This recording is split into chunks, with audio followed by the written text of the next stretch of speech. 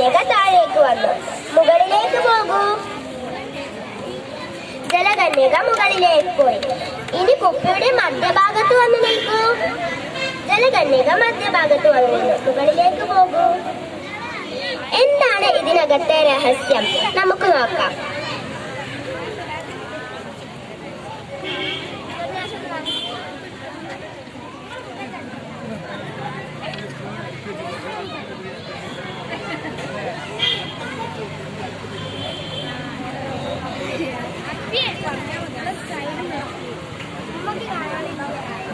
ജലകന്യകയായി ഞാൻ ഉപയോഗിച്ചത് ഈ ഡ്രോപ്പർ ആണ്.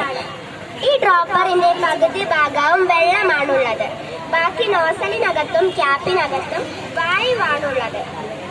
ഇതിനകത്ത് മറ്റൊരു സാധനം, 2 സൈക്കിൾ ബോളുകൾ.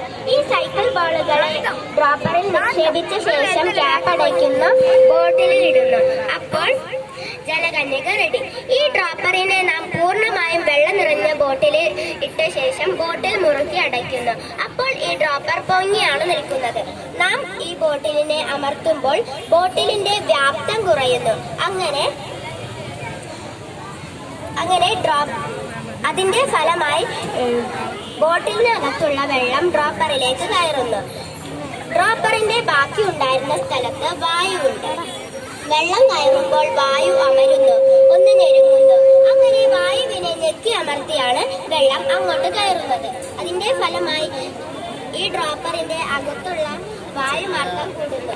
പുതുതായി വെള്ളം ചെന്നപ്പോൾ ഡ്രോപ്പറിന്റെ ഭാരം കൂടി. അങ്ങനെ അത് താഴ്ന്നുപോയി. എന്താണ് ഇവിടെ താഴാൻ കാരണം? വ്യാപ്തം കൂടാതെ മാസ് കൂടി, സാന്ദ്രത കൂടി, ഡെൻസിറ്റി കൂടി. അങ്ങനെയാണ് ഡ്രോപ്പർ താഴുന്നത്.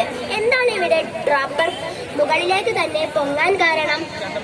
നാം ബോട്ടിലിനെ അമർത്തിയ ശേഷം വിടുന്നു. അപ്പോൾ ഡ്രോപ്പറിനകത്തുള്ള വെള്ളം ബോട്ടിലേക്ക് തന്നെ പോകുന്നു. അങ്ങനെ ഡ്രോപ്പറിന്റെ ഭാരം കുറയുന്നു. അങ്ങനെ ഡ്രോപ്പർ മുകളിലേക്ക് തന്നെ പോകുന്നു. നന്ദി.